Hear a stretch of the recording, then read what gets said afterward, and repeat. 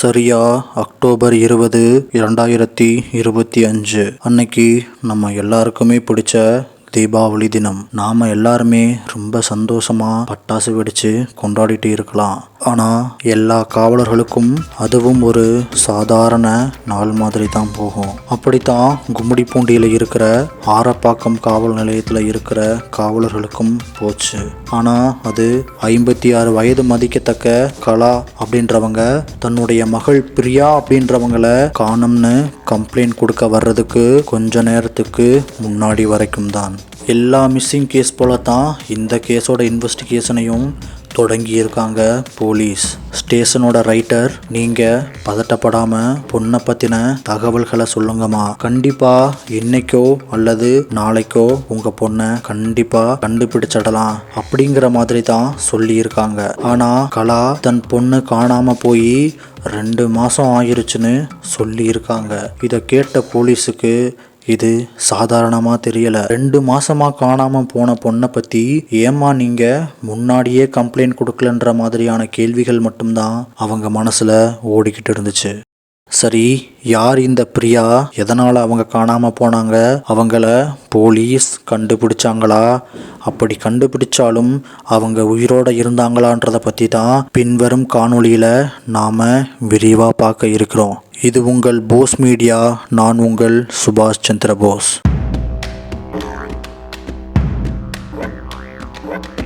கும்மிடிப்பூண்டியில் இருக்கிற துராப்பள்ளம்ன்ற பகுதியை சேர்ந்தவங்க தான் சிலம்பரசன். இவங்களுக்கு 39 வயதாகுது. அவருக்கு 26 வயது பிரியா அப்படின்ற பொண்ணோட சில வருஷத்துக்கு முன்னாடி திருமணமும் நடந்திருக்கு. இவங்களுக்கு ஒரு அழகான ஆண் குழந்தை மற்றும் தேவதை மாதிரியான ஒரு பெண் குழந்தை அப்படின்னு 2 குழந்தைகள் இருந்திருக்காங்க.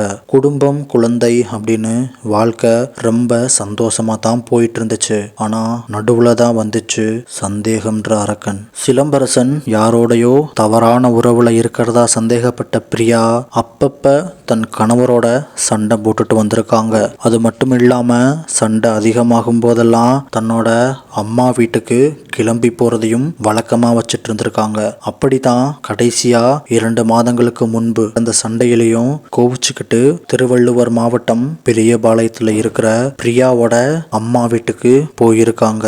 சராசரி அம்மாக்கள் போலதான் பிரியாவோட அம்மாவும் பிரியாவை சமாதானம் பண்ணியிருக்காங்க. கண்டிப்பா எல்லாமே சீக்கிரம் சரியாயிரும், மாப்பிள்ள நிச்சயமா திருந்திருவாரு, இந்த மாதிரியான அறிவுரைகள் கொடுத்து சில வாரங்கள் கழிச்சு பிரியாவை அவங்க கணவர் வீட்டுக்கே அனுப்பி இருக்காங்க கலா. ஆனா அவங்களுக்கு தெரிய வாய்ப்பே இல்ல இதுதான் நாம நம்ம பொண்ணை பார்க்க போற கடைசி நாள் அப்படின்றது. அம்மாவோட அறிவுரைகள் படியே பிரியாவும் தன்னோட கணவரோட வீட்டுக்கு வந்திருக்காங்க. திரும்ப கணவரோட வீட்டுக்கு வந்த பிரியா தன்னோட பெத்தவங்களுக்கும் சரி தன் கூட பிறந்த சகோதரனுக்கும் கூட சரி ஒரு போன் கூட பண்ணி பேசல. போன பொண்ணு ஒரு போன் கூட பண்ணி பேசலையே அப்படின்னு நினைச்ச பிரியாவோட பெத்தவங்க மாப்பிள்ளையோட நல்லா வாழ்ந்தா நமக்கும் சந்தோஷம்தான்னு அதை கண்டுக்காம இருந்திருக்காங்க. ஒருவேளை பொண்ணு போன் போடாததை சந்தேகப்பட்டு பார்க்க போயிருந்தா முன்னாடியே சிலம்பரசன் மாட்டியிருப்பாரு. கொஞ்ச நாள் கழிச்சு பிரியா அவங்களோட சொந்தக்காரவங்க எல்லாரோட போன் நம்பரையுமே பிளாக் செஞ்சு வச்ச மாதிரி காமிச்சிருக்கு. சரி, பொண்ணு நம்ம மேல ஏதோ கோபமா இருக்கா, அதனால தான் இப்படி பண்ணிக்கிட்டு இருக்கா அப்படின்னு அதையுமே யாரும் பெருசா எடுத்துக்கல. இருந்தாலும் பொண்ணை பார்த்து ரொம்ப நாள் ஆனதால பிரியாவை பார்க்கலாம் அப்படின்னு கும்மிடிப்பூண்டியில இருக்கிற சிலம்பரசன் வீட்டுக்கு போன பெத்தவங்களுக்கு ஒரு பெரிய அதிர்ச்சி காத்துக்கிட்டு இருந்துச்சு. பல மணி நேரம் ஆகியும் தன்னோட மகள் வீட்டுல இல்லாததை உணர்ந்த பெத்தவங்க பொண்ணு எங்க போயிருக்கா அப்படிங்கிற மாதிரி சிலம்பரசன் கிட்ட கேட்டிருக்காங்க. அவ வெளிய ஷாப்பிங் போயிருக்கா அத்தை அப்படின்னு சிலம்பரசனும் சமாளிச்சிருக்காரு. ஆனா கடந்த 2 மாசமா தங்களோட அம்மா வரவே இல்லைன்னு அந்த 2 பிஞ்சு குழந்தைகளும் தங்களுக்கே உரிய பாவமான முகபாவனைய வச்சுக்கிட்டு தங்களோட தாத்தா பாட்டி கிட்ட சொல்லி இருக்காங்க. இதனால அதிர்ச்சி அடைஞ்ச பிரியாவோட அம்மா ஏதோ தவறா இருக்குன்னு புரிஞ்சுக்கிட்டு பக்கத்துல இருக்கிற ஆரப்பாக்கம் காவல் நிலையத்துல தன்னோட பொண்ணை காணும்னு கம்ப்ளைண்ட் கொடுக்க வந்திருந்தாங்க. இதைத்தான் நாம முன்னாடியே பார்த்தோம். கலா கொடுத்த கம்ப்ளைண்டோட அடிப்படையில விசாரணையை தொடங்கின போலீஸ் முதல்ல சிலம்பரசன் மேலதான் சந்தேகப்பட்டிருக்காங்க.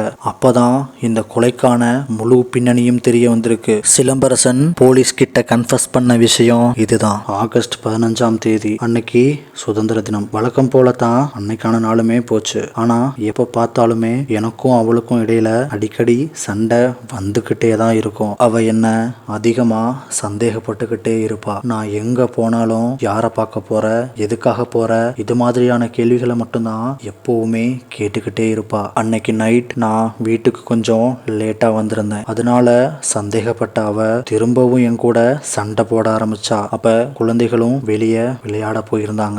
ஏற்கனவே நண்பர்கள் கிட்ட கொடுத்த பணத்தை திருப்பி கேட்க போன இடத்துல அவங்க தரமாட்டேன்னு சொன்னதால ரொம்ப கோபமா இருந்தனா அவ சண்டை போட தொடங்கின உடனேயே அவ கன்னத்துல 2 அடி அடிச்சேன். கோபத்துல கழுத்தை பிடிச்சோன்னு இருச்சேன். கொஞ்ச நேரத்திலேயே அவ மயக்கம் போட்டது மாதிரி கீழே விழுந்துட்டா. சரி பிரியா நடிக்காத, எந்திரி அப்படின்னு நானும் அவளை எழுப்பி பார்த்தேன். ஆனா ரொம்ப நேரம் ஆகி இருந்தாலுமே அவ எந்திரிக்கவே இல்லை. அப்போ பதட்டமான நானு அவ நெஞ்சில காத வச்சு பார்த்தேன். அவ இதயம் துடிக்கவே இல்லை. அப்பதான் தெரிஞ்சுக்கிட்டேன் நான் இறுக்கி பிடிச்சதுனால அவ மூச்சு முட்டி இறந்து போயிருக்கா அப்படின்னு. அதுக்கப்புறமா என்ன செய்யறதுன்னே தெரியாம அவளோட உடம்ப வீட்டுல இருந்த ஒரு ட்ரம்மை எடுத்து அதுல இருக்கிற எல்லா தண்ணியையுமே கீழே ஊத்திட்டு அடைச்சு வச்சேன். சரி ஆனது ஆயிருச்சு, என்ன பண்றது அப்படின்னு யோசிச்சேன். அப்பதான் எலாவூர் 7 கண் பாலத்துக்கு பக்கத்துல இந்த சமயத்துல யாருமே இருக்க மாட்டாங்க. அதனால பிரியாவை அங்கேயே புதைச்சிடலாம்னு சொல்லி சடலத்தையும் புதைச்சிட்டேன் அப்படின்னு சொல்லி இருக்காரு. அப்ப போலீஸ் சரி அக்கம் பக்கத்துல இருக்கிறவங்களாம் உன் மனைவி பற்றி எதுவுமே கேட்கலையா அப்படின்னு கேட்டிருக்காங்க. அதுக்கு சிலம்பரசன் என் மனைவி என்னோட சண்டை போட்டுட்டு வழக்கம் போல அவளோட அம்மா வீட்டுக்கு போச்சுட்டு போயிட்டா அப்படின்னு சொல்லி வச்சிருந்தேன். இதனால யாருக்குமே என் மேல சந்தேகம் வரல அப்படின்னு சொல்லி இருக்காரு. குழந்தைங்க கேட்டப்ப கூட அம்மா தாத்தா வீட்டுல தான் இருக்காங்கன்னு சொல்லி சமாளிச்சுட்டு வந்திருக்காரு. கொஞ்சம் பிரியாவோட மனநிலையில இருந்து யோசிச்சு பாருங்க. சாகிறதுக்கு கொஞ்ச நேரத்துக்கு முன்னாடி வரைக்கும் கூட பிரியா எதனால நாம சாக போறோம்னு தெரியாமையே செத்துருக்காங்க.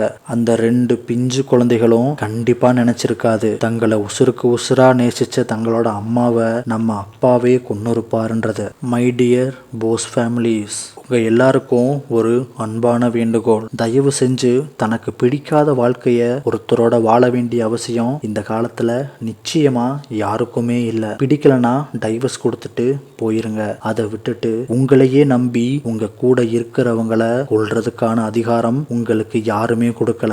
இத சட்டமும் சரி எந்த மனிதாபிமானம் உள்ள மனிதனும் சரி நிச்சயமா ஏத்துக்கவே மாட்டாங்க. அப்ப சிலம்பரசன் மது போதையிலையும் இருந்திருக்காரு. இது மாதிரியான குடிபோதையில தவறு செய்யறது நாளுக்கு நாள் அதிகரிச்சுக்கிட்டே தான் இருக்கு.